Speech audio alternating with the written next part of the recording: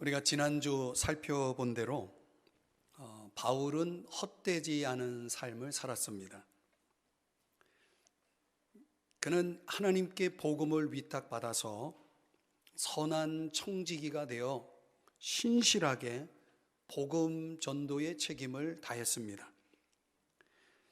그러나 그는 복음을 전하는 것에만 그치지 않았습니다. 복음을 생활 속에서 실천하며 살았다는 것입니다. 오늘 본문은 바울이 어떻게 복음을 생활화했는지를 잘 보여줍니다. 여러분, 우리도 마찬가지입니다. 복음을 듣고 전할 뿐만 아니라 복음을 생활화하면서 사는 것이 중요합니다. 빌립보서 1장 27절의 말씀을 보면은 이 개념을 잘 보여줍니다. 오직 너희는 그리스도의 복음에 합당하게 생활하라. 자, 여기 보니까 생활하다라는 단어가 나옵니다. 시민의 의무를 다하다, 이런 뜻입니다. 무슨 말인가 하면 이 마치 교회가 세상에 존재하는 하나님의 통치 도시처럼 이 세상 사람들이 보는 앞에서 수준 높은 하나님 나라의 시민법을 따라서 살고 있음을 보여준다는 말입니다. 물론 여기서 말하는 하나님 나라의 시민법은 복음을 말합니다. 복음의 정신을 가지고 복음의 가치를 위해서 복음의 방법으로 살아가는 것입니다. 자, 우리가 여기서 한 가지 생각해 볼 것은 복음이 무엇이냐에 대해서 우리는 교회에서 복음이라는 단어를 얼마나 많이 듣습니까? 그런데 막상 복음이 무엇이냐라고 물으면 잘 정리되어 있지 않는 분들이 의외로 많습니다. 여러분의 기억을 되살리기 위해서 제가 다시 한번 복음의 진수를 간단히 요약해 드리면 이렇습니다. 첫 번째는 복음은 하나님께서 우리 인간을 창조하셨고 사랑하고 계시고 인간을 위한 놀라운 계획을 갖고 계시다는 것입니다. 이게 첫 번째입니다. 그런데 두 번째, 인간이 하나님 앞에서 죄를 짓고 맙니다. 그 죄가 뭐냐? 바로 내가 하나님 노릇하는 것입니다. 인간이 하나님 노릇하면 어떻게 됩니까? 결과로 하나님의 그 사랑과 계획을 상실하게 됩니다. 잃어버리는 거죠. 거기서 끝나지 않고 죄값으로 사망에 이르게 되는 것입니다. 그런데 인간은 이 죄와 사망의 문제를 스스로 해결할 수 없다는 것입니다. 그래서 셋째로 하나님은 인간의 죄와 사망의 문제를 하나님의 아들 예수 그리스도를 통해서 해결하고자 하셨다는 것입니다. 그래서 예수 그리스도께서 이 땅에 오셨고 인간의 죄값을 대신하여 치르기 위해서 십자가에 죽으셨고 또 인간에게 의와 새 생명을 주시기 위해서 3일 만에 부활하셨다는 것입니다. 네 번째는 그렇기 때문에 이 모든 사실을 듣고 내가 죄인이라는 사실을 회개하고 고백하고 그리고 예수 그리스도를 나의 구주, 나의 주님으로 믿음으로 영접하면은 값없이 죄를 용서받고 하나님의 자녀가 된다는 것입니다. 이것이 복음입니다. 그래서 이제 하나님의 자녀된 우리는 우리 마음에 들어와 계시는 하나님의 영 성령님을 통해서 날마다 말씀과 기도로 하나님과 교제하고 하나님 나라의 시민으로서 복음을 생활화하는 동행의 삶을 살아가는 것, 이것을 요약하면 복음이라고 말하는 것입니다. 여러분은 복음을 믿으시나요? 여러분, 그렇다면 복음을 가지고 사시나요? 자, 어떻게 우리가 구체적으로 복음을 생활화할 수 있는가? 이 본문을 통해서 우리는 바울이 사용하고 있는 두 가지 비유를 살펴보므로 그 답을 찾아볼 수 있습니다. 첫 번째는 유모 비유입니다. 유모입니다. 7절, 우리는 그리스도의 사도로서 마땅히 권위를 주장할 수 있으나 도리어 너희 가운데서 유순한 자가 되어 유모가 자기 자녀를 기름과 같이 하였으니. 자, 이 말씀을 보면 이 바울은 복음의 생활화를 유모의 삶으로 설명하고 있습니다. 유모가 자기 자녀를 기름과 같이 하였다. 자, 자기 자녀를 기른다라고 하는 것을 보면은 이 유모는 다른 말로 어머니죠. 어머니입니다. 여러분, 이 세상에서 가장 아름다운 단어가 무엇인지 아십니까? 조사해 보니까 1위가 어머니였대요. 어머니. 이 세상에서 가장 아름다운 단어. 어머니라는 단어만 생각해도 우리의 마음을 뭉클하게 하지 않습니까? 자, 어머니는 어떤 존재인가? 우리 각자가 생각할 수 있는 어머니라는 존재에 대한 이미지가 있겠지만은 오늘 바울이 복음의 생활화와 관련해서 어머니의 어떤 특징을 강조하고 있는지 오늘 성경을 들여다보면 세 가지를 강조하고 있습니다. 첫 번째는 자기 부인입니다. self denial, 자기 부인. 우리가 앞에서 살펴본 5절, 6절 말씀을 참고하면은 바울은 아첨, 탐심의 탈, 사람의 칭찬에 대한 굶주림, 이런 것들과 무관하게 살았다는 것을 우리가 살펴봤죠. 말하자면은 바울은 섬김을 받고 싶어 하지 않았습니다. 뿐만 아니라 스스로 자기를 높이기 위해서 다른 사람을 이용하지도 않았습니다. 한마디로 바울은 자신을 부인하는 삶을, 그런 생활을 했다는 것입니다.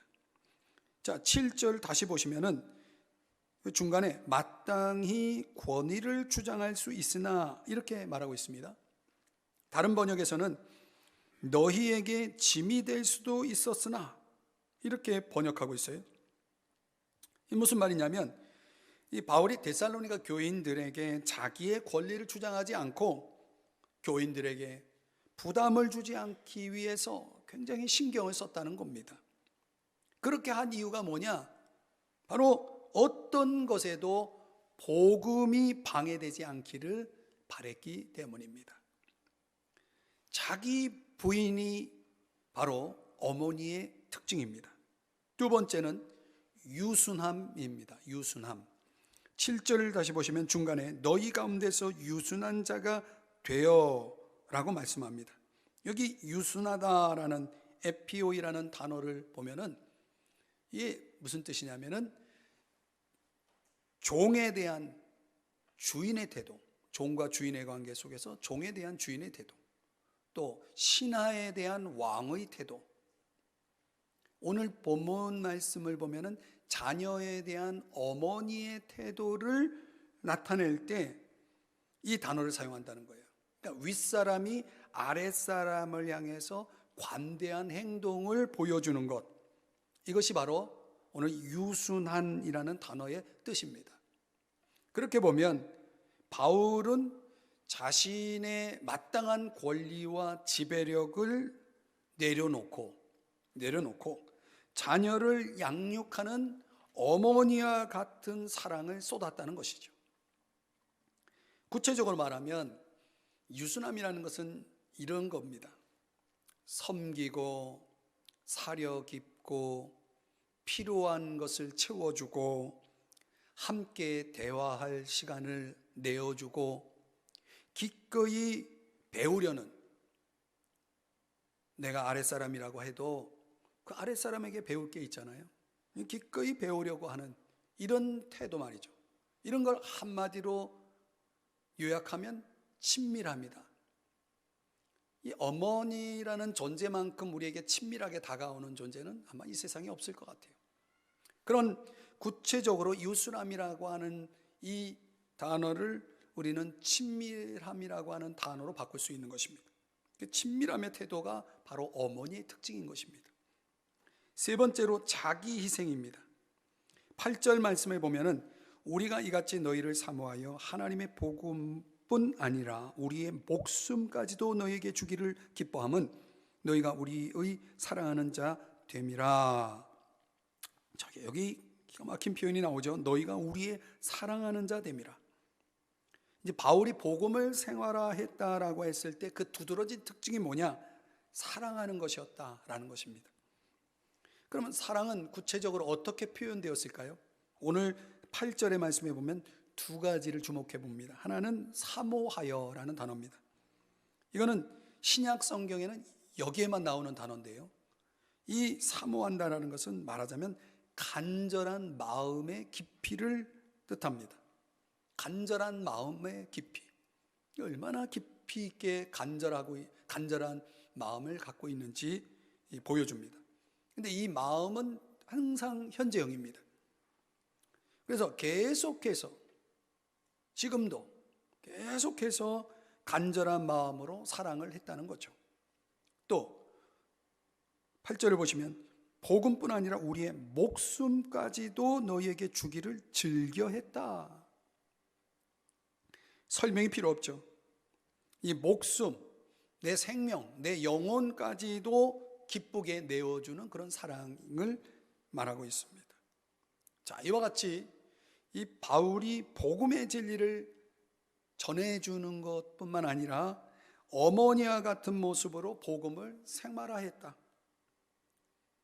세 가지의 모습으로 그걸 보여준 것입니다. 복음을 생활화하는 것을 세 가지의 모습으로 자기를 부인하는 것, 자기 유익을 구하지 않고 자기를 부인하는 것, 친밀한 개인적인 관계를 맺는 것, 자기 전부를 내어주는 자기 희생적 삶을 살았다는 것이죠.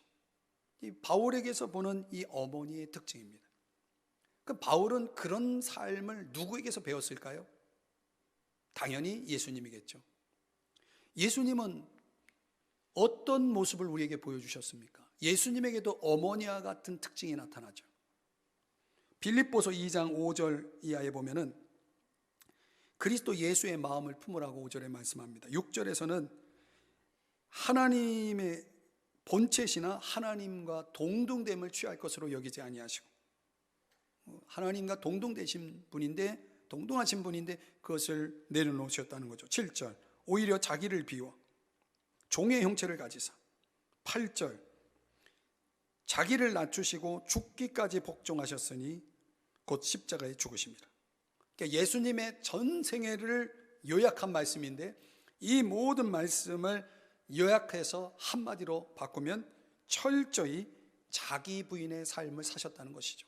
이게 예수님이에요. 바울은 이 예수님에게서 배운 거죠. 요한복음 13장 14절의 말씀에 보면 내가 주와 또는 선생이 되어 너희 발을 씻었으니, 제자들의 발을 이야기하죠. 너희도 서로 발을 씻어주는 것이 옳으니라. 그러니까 예수님은 주인의 위치, 주인의 신분, 선생의 신분 위치에 있었지만은 기꺼이 유순함으로 제자들을 섬겨주시고 그들의 친구가 되어주셨다는 거예요. 이 크리소스토머스라고 하는 교부가 있었는데 그가 아주 흥미로운 사실을 우리에게 전해줘요. 무슨 내용이냐면 예수님이 제자들의 발을 씻어줄 때에 제일 먼저 누구의 발을 씻어주었느냐라는 겁니다. 12제자 중에 제일 먼저 누구의 발을 씻어주었을까요? 그의 답은 가룟 유다였다는 거예요. 이 가룟 유다가 누굽니까? 예수님을 판 자 아닙니까? 배신자죠. 예수님은 가룟 유다가 자기를 팔 것을 아셨거든요. 그런데 어떻게 자기를 배신할, 자기를 팔아버릴 이 가룟 유다를 제일 먼저 씻어줬다는 거죠. 여러분이라면 누구 먼저 발을 씻어주겠습니까? 예쁜 놈, 이쁜 자식 먼저 씻어줄 거 아닙니까? 그런데 가룟 유다를 먼저 씻어줬다는 거예요. 그래서 그 교부의 답이 뭐냐면, 이유가 뭐냐면 사랑하셨기 때문이다. 그러면서 사랑이 뭐냐? 그가 말하는 사랑의 정의는 기다려주는 것, 참아주는 것, 믿어주는 것. 이런 사랑을 가룟 유다에게 보여주셨다는 것입니다. 엄청난 사랑이죠. 제자들, 가룟 유다뿐만 아니라 제자들을 끝까지 그런 사랑으로 사랑해 주셨다는 거죠. 그리고 예수님은 종종 그런 표현을 하십니다. 나는 너의 친구다. 너희들의 친구다. 혹자는 친구의 정의를 이렇게 설명합니다. 친구란 슬픔은 빼게 해주고 기쁨은 더하게 해주는 것이다. 이런 게 친구라는 거죠. 예수님이 그렇게 사셨다는 것입니다. 오늘 이런 친구와 같은, 정말 가룟 유다조차도 제일 먼저 발을 씻어줄 수 있을 만한 그런 사랑의 모습, 이런 것을 우리는 유순함이라고 하는 이 단어 속에서 생각해 볼 수 있는 겁니다. 그것이 바로 바울에게 있었고 예수님에게도 그러한 특징이 있었다는 것이죠. 마가복음 10장 45절에 보면 예수님이 이 땅에 오신 목적을 섬기고 자기 목숨을 많은 사람의 대속물로 주기 위해서다라고 말씀합니다. 한마디로 예수님은 우리를 위해서, 우리 인간을 위해서 모든 것을 다 주셨다는 말씀입니다. 사랑하는 여러분, 오늘 우리는 어떻습니까? 예수님처럼, 바울처럼 살고 있나요? 우리는 과연 유모 어머니와 같이 복음을 믿을 뿐만 아니라 복음을 생활화하고 있습니까? 자기 부인, 친밀함, 자기 희생적 삶, 이것이 오늘 복음을 생활하면서 살아가는 사람들에게 나타난 특징이라는 거죠. 오늘 우리들의 삶을 한번 돌아보십시다. 자, 두 번째 비유를 보면 아버지 비유입니다. 11절 말씀을 다시 보시면 여기 아버지가 자기 자녀에게 하듯 권면하고 위로하고 경계하노니. 자, 바울이 자신이 복음을 생활화하면서 아버지와 같은 삶을 살았다, 이렇게 설명하고 있어요. 아버지가 자기 자녀에게 하듯. 자, 그러면 바울은 그 복음의 생활화와 관련해서 어떻게 아버지 역할을 했을까? 아버지로서의 어떤 특징을 바울은 역시 세 가지를 강조하고 있습니다. 그 첫 번째가 성실함입니다. 성실함. 9절의 말씀에 보면은 형제들아 우리의 수고와 애쓴 것을 너희가 기억하리니. 여기 수고와 애쓴 것이라는 단어가 나오죠. 또 밤낮으로 일하면서, 이런 표현이 나옵니다. 그러니까 바울이 데살로니가 교회에 부담을 주는 것 대신에 정당한 노동으로 생계를 해결하려는 노력을 했다라는 그런 설명입니다. 엄밀히 말하면 바울은 복음과 생업, 이 두 가지 균형을 잃지 않았다는 것입니다. 우리 신앙인들의 삶은 이 두 가지가 있어야 됩니다. 복음이 있어야 되고 생업이 있어야 됩니다. 사도행전 18장 3절에 보면 바울이 아굴라와 브리스길라와 생업이 같아서 함께 살면서 일을 했다라는 그런 말씀이 나옵니다. 자, 흥미로운 것은 바울이 이렇게 생업을 가질 수 있었던 이유는 바울이 유대인이잖아요. 그러니까 모든 유대인들은 소년 시절을 보낼 때 그 아버지가 손일을 가르친다는 거예요. 손일을 가르쳐서 생계를 해결하는 법을 배우게 한대요. 소년 시절에. 그러니까 모든 유대인들은 세계 어느 곳에 가서 던져줘도 이 손일을 배워서 생계를 유지할 수 있는 그런 방법들을, 그런 일들을 마스터하기 때문에 어디를 갖다 놔도 살아간다는 거죠. 이게 구전에 따르면 예수님도 육신의 아버지 요셉이 일찍 세상을 떠나고 목수 일을 하면서 예수님도 소년 가장의 역할을 했다고 합니다. 그러니까 모든 유대인들에게는 그런 이 기술이 있는 거죠. 생계를 유지할 수 있는 기술. 이게 바울에게는 뭐가 있었냐면 천막을 만드는 그런 기술을 소년 시절에 익혔기 때문에 그걸 가지고 지금 복음을 전하는 데 있어서 활용했다는 것입니다. 데살로니가 후서 3장 8절의 말씀을 보실까요? 여기 보면은 오직 수고하고 애써 주야로 일함은, 이런 말씀을 하고 있습니다. 이게 성경은 정당한 노동을 굉장히 중요시합니다. 이 복음을 생활화한다라고 하는 말은 말하자면은 이런 일상에서 노동의 가치를 중요시하고 그 노동에 성실하게 임하는 모습, 이런 성실함의 모범을 보여주는 삶을 말하는 것입니다. 오늘 우리는 성실하게 살아가고 있는지요? 자, 두 번째 아버지의 특징이 뭐냐면 순결입니다. 순결, 도덕적 순결이죠. 10절 말씀을 보면 여기 우리가 너희 믿는 자들을 향하여 어떻게 거룩하고 옳고 흠없이 행하였는지에 대하여 너희가 증인이요 하나님도 그러하시도다, 이렇게 말씀합니다. 한마디로 말하면 바울은 형편없이 살지 않았다는 말입니다. 구체적으로 그가 어떻게 살았는지에 대한 내용을 이 10절 안에서는 세 가지 단어로 설명할 수 있습니다. 먼저 거룩하고입니다. 거룩하고. 이 거룩하고는 호시오스라는 단어인데 하나님과의 관계에 있어서 아주 독실했다. 우리가 신앙이 독실한 사람들을 보면은 뭔가 티가 나지 않습니까? 이런 코로나 사태 속에서도 하나님을 섬기고 예배하는 것을 변함없이, 흔들림 없이 하나님 앞에 예배자로 살아가는 모습들. 제 친구가 아침에 사진을 하나 보냈는데요. 그 친구는 인천에 있는 모 교회를 다니고 있는데 찬양대를 섬기는 친구예요. 온라인, 그 교회에서는 온라인 예배를 드리니까 온라인 예배를 드리는데 어떤 사진을 보냈냐면 찬양대 복으로 갈아입고 옷을, 나비 넥타이 메고 흰 와이셔츠를 입고 성경책을 딱 들고 이 TV 앞에서 기념사진을 딱 인증사진을 찍고 그걸 보냈더라고요. 그러니까 집에서 예배를 드려도 마치 교회에 와서 찬양대에 선 그런 자세로 그렇게 아주 신실하게 예배를 드리고 있는 겁니다. 여러분, 지금 가정에서 이 실시간 예배를 드리고 있는 성도님들 어떤 모습으로 예배하고 있나요?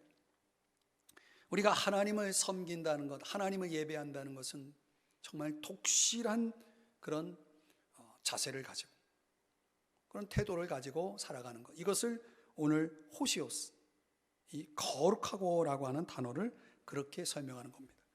또 옳고라는 단어, 디카이오스라는 단어는 교회와 이웃, 다른 사람과의 관계 속에서 공정함을 나타냅니다. 공정함. 이 사람을 대할 때 나와 어떤 관계인지, 나랑 어떤 관계 속에 있는지 내 입장에서 다른 사람을 대하지 않고 하나님의 말씀의 기준을 따라서 사람들을 대하는 것입니다. 그런 걸 가리켜서 공정하다라고 말합니다.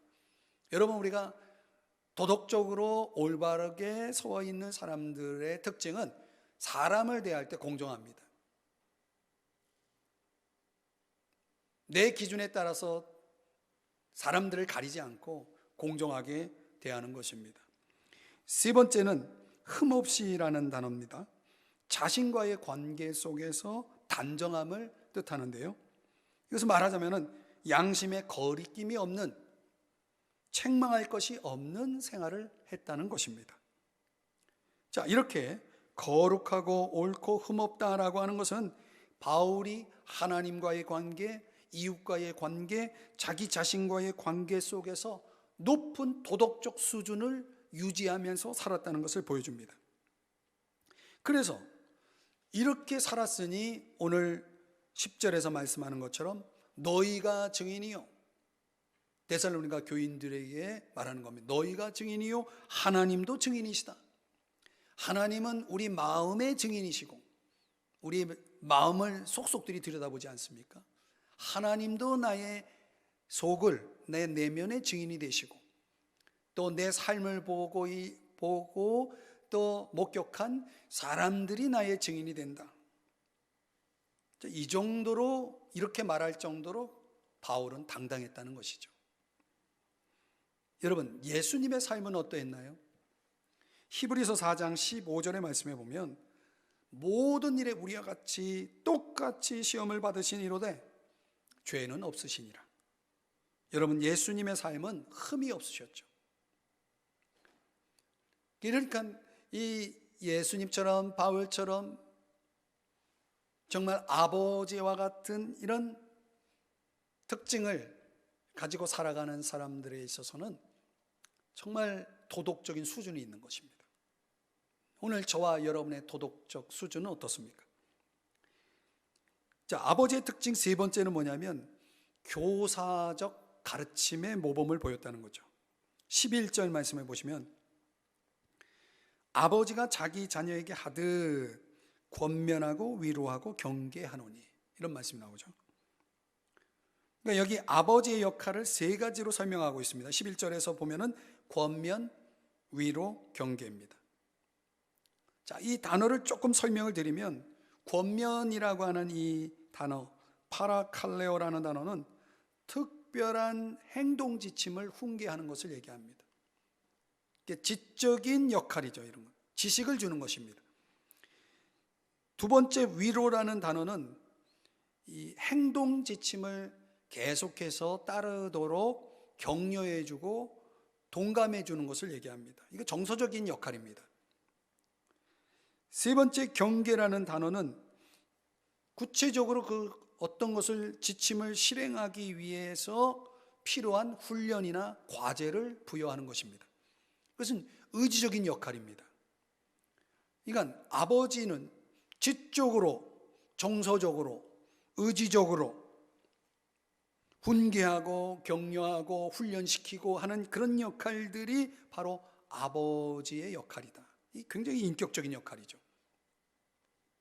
이런 것이 오늘 바울이 아버지로서의 삶을 살아가는 방법이었다는 거죠. 왜 그렇게 해야 합니까? 12절 말씀에 보면은 자기 나라와 영광에 이르게 하시는 하나님께 합당히 행하게 한 것이, 합당히 행하도록. 그러니까 모든 우리 신앙인들의 삶이라는 것은 하나님 나라의 기준에 부합해야 한다는 것입니다. 요한일서 3장 2절 3절에 가보면 그런 말씀이 나옵니다. 지금은 하나님의 자녀라 장래에 어떻게 될지는 아직 나타나지 아니하였으나 그가 나타나시면, 요거는 주님의 재림을 가리킵니다. 그가 나타나시면 우리가 그와 같을 줄을 아는 것은, 이 같다라고 하는 것은 우리의 변화를 얘기하죠. 우리의 영화로움의 변화, 부활의 몸을 입는 그런 변화를 얘기합니다. 그냥 그가 나타나시면 그와 같아진다라고 하는 이 우리의 소망 말이죠. 그래서 3절에 가보면 주를 향하여 이 소망을 가진 자마다 그의 깨끗하심과 같이 자기를 깨끗하게 하느니라, 이렇게 말씀을 합니다. 여러분, 여기 조금 전에 나타나시면이라는 단어, 굉장히 중요한 단어입니다. 신학적인 단어로 바꾸면 임재라는 단어입니다. 임재. 우리가 신앙생활을 하면서 세 가지 중요한 체험을 하게 됩니다. 과거적으로는 이게 첫 번째 임재인데요, 과거적 임재라고도 말합니다. 우리가 예수님을 믿고 영접할 때, 그때 예수님이 우리에게 임재하시죠. 나타나십니다. 그 결과로 우리는 죄 사함을 받고 구원을 받습니다. 그런데 예수님을 내 안에 모시고 살면서 이제 두 번째 임재가 있습니다. 이게 현재적 임재라고 하는데, 어느 날 하나님께서 그 사람에게 임재하셔서, 이미 그 마음속에 계시는 예수님이지만 다시 한번 강렬하게 임재하시는 그런 역사가 나타나는데, 곧 우리를, 그 사람을 깨끗하게 하는 겁니다. 주님이 임재하셔서 그 사람을 깨끗하게 해서, 그래서 하나님이 놀랍게 쓰시는 겁니다. 이 기독교 역사에 보면은 이 두 번째 임재를 경험한 사람들이 하나님께 쓰임 받습니다. 하나님이 그 사람을 확 사로잡아서 두 번째 임재를 하셔서 그 사람을 깨끗하게 해서 놀랍게 쓰실 때 그 사람은 내적으로는 많이 변화됩니다. 신앙생활하면서 변화되지 않는 사람들은 두 번째 임재가 없는 사람들입니다. 첫 번째 임재는 있습니다. 예수 믿고 죄사함 받고 구원받았습니다. 근데 두 번째 임재가 없습니다. 하나님께 깨끗함과 쓰임받음이 없는. 그래서 내가 내적으로 변화되면 우리 주님이 두 번째 임재하셔야 됩니다. 그래서 쓰시면 거기에는 안으로는 변화가 일어나고 밖으로는 열매가 많아집니다. 열매가 많아집니다. 그 사람이 하는 일들 속에 하나님이 축복하시는 거예요. 이 성경에 그런 축복 가운데 인생을 산 인물들이 얼마나 많이 나옵니까?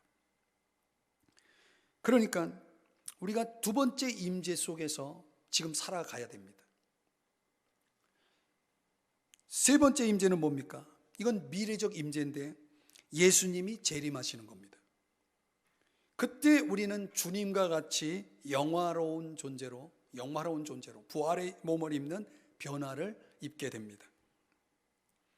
그러니까 우리는 첫 번째 임재, 과거적 임재 속에서 예수님을 믿고 모시게 됐고 내 마음속에 나의 구주, 나의 주님으로 그분을 모시게 됐죠. 그 첫 번째 임재 속에서 살다가 저 미래적 임재, 주님의 재림 때까지 우리는 현재적 임재 속에서 살아가야 되는 것이죠. 그 현재적 임재 속에서 살 때에 어떤 사람은 변화되지 않고 그냥 그렇게 살아갑니다. 때로는 주님 영광 가려가면서, 어떤 사람은 변화돼서 주님이 깨끗하게 해서 주님께 놀랍게 쓰임받아서 많은 열매를 맺는 그런 인생을, 복된 인생을 살아가게 되는 것입니다. 저는 우리 삼성중앙교회 성도님들이 그런 두 번째 임재를 경험하는 성도들이 되길 바라요. 하나님께 쓰임받는 이 벤자민 프랭클린, 그는 노년에 이런 말을 했습니다. 나는 인생을 많이 살았다. 그런데 내가 살아보니 살수록 분명해지는 것은 하나님께서 내 인생을 주관하고 계시다는 것이다. 여러분, 우리가 지금 이 코로나 사태 속에서 느끼고 있잖아요. 우리가 할 수 있는 게 뭐 있습니까? 우리의 인생 속에서 우리가 반드시 깨달아야 될 것은 그것이죠. 하나님이 내 인생을 주관하고 있구나. 그러니까 우리가 이런 상황뿐만 아니라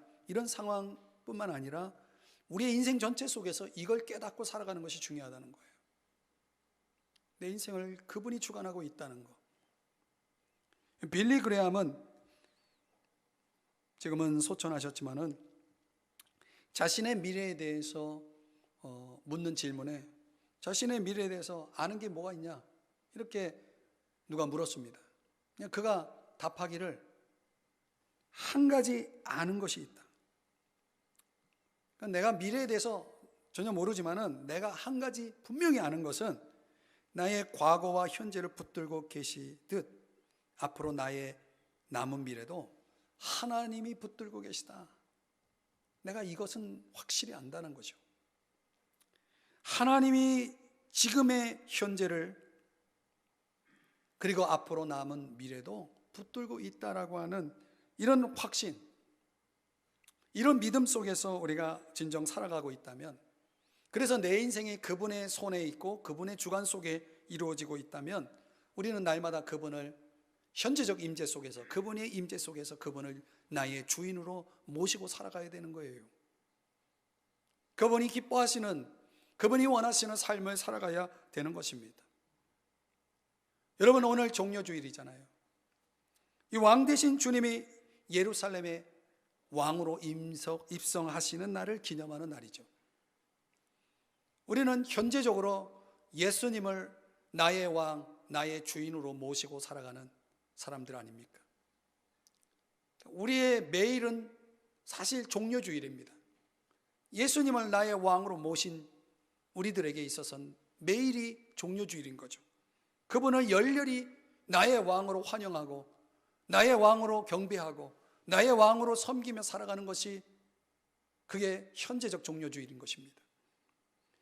그분이 진정 현재적 임재 속에서 나를 다스리고 있다면 그리고 우리는 미래적 임재, 장차 하나님 나라가 펼쳐질 때 주님이 재림하시면 우리는 그 미래적 임재 속에서 주님과 함께 영원토록 하늘나라에서 살게 될 것이거든요. 믿으십니까? 그러니까 우리가 그런 삶의 이 시간표를 가지고 그것에 대한 분명한 인식 속에서 오늘을 살아갈 수 있어야 한다는 거죠. 그래, 복음을 살아내는 사람들은 그런 의식이 분명해요. 말씀의 결론을 맺습니다. 미국의 볼드윈 박사라는 사람이 있는데 그의 이야기를 한번 들어보세요. 그 사람은 20대에 여러 가지 이제 철학, 종교 이런 것들을 공부했다고 합니다. 그러니까 이런 걸 공부하면 인문학에 이렇게 여러분들 관심 있는 사람들 그런 것들을 공부하다 보면요, 복음이라는 게 너무 단순해요. 별거 아닌 것처럼 생각이 됩니다. 그 사람이 이 볼드윈이라는 박사가 그렇게 생각했다는 거예요. 근데 30대에 들어서 생각이 좀 바뀌는 것은 이 철학과 종교를 공부했잖아요. 근데 그 철학과 종교가 과연 내 인생의 문제들에 대해 분명한 답을 주지 못한다는 딜레마에 빠지게 됩니다. 그러면서 복음이 조금씩 그에게 심오하게 다가오기 시작합니다. 그리고 40대가 되어서는 어떤 문제에 봉착합니까? 이 40대가 인생에 있어서 스트레스가 가장 많다고 그러죠. 그럼 많은 문제, 스트레스와 싸우면서 그는 복음을 의지하기 시작합니다. 복음을 붙들기 시작합니다. 이게 복음이 능력으로 다가오는 것입니다. 그래서 그가 깨달은 것은 와, 과연 복음은 위대한 것이구나 라고 생각했다는 것입니다. 50대에 들어왔습니다. 저처럼 50대에 들어오니까 지금까지 자신이 이루어온, 쌓아온 성취들이 아무것도 아니라는 그런 허물을 느끼기 시작합니다. 그러면서 인생의 참된 의미가 무엇인지를 묻기 시작합니다. 지금 50대이신 여러분, 그런 생각 같지 않습니까?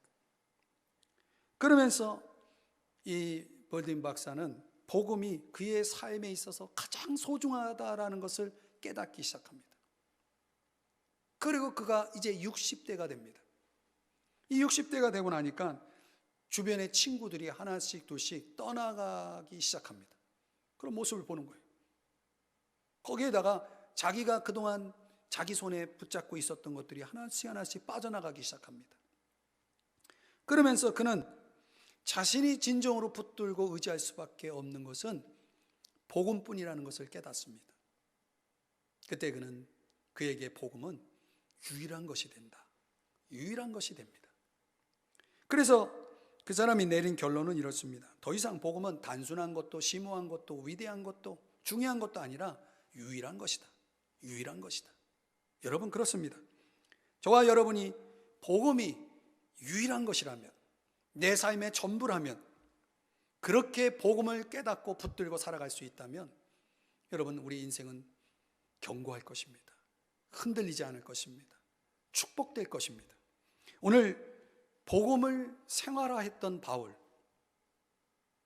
그는 복음을 그렇게 이해하고 있었던 거죠. 복음을 그렇게 붙들고 있었던 거죠. 그래서 그는 복음을 생활화하면서 살았던 것입니다. 어머니처럼 자기 부인, 철저하게 자기를 부인하고 유순함으로, 친밀함으로 자기 희생적 삶을 살아내고 아버지와 같은 모습으로 그는 성실하게 주어진 일을 감당하고 도덕적인 높은 수준에 있어서 순결함을 지켜나가고, 그리고 그는 교사적인 역할, 그런 역할들을 잘 감당해 냈다는 것이죠. 저는 이 종료주의를 맞이해서 이 자리에서 또 가정에서 예배드리는 우리 모든 성도님들에게 그렇게 도전하고 싶어요. 여러분에게 복음은 어떻게 다가와 있습니까? 복음을 진정 유일한 복음, 그 위대한 복음을 확실하게 나는 붙들고 있다라고 말할 수 있습니까? 그리고 그 복음이 내 삶을 지금 이끌고 있고 내 삶을 붙들고 있고 내 삶을 지금 바꾸어 나가고 있다라고 말할 수 있습니까? 복음에 합당하게 살아가는 하나님 나라의 시민, 우리에게 어울리는 모습 아니겠습니까? 그렇게 살아갈 수 있도록 다시 한번 이 시간 복음에 깊이 헌신하는 저와 여러분이 될 수 있기를 주님의 이름으로 축복합니다.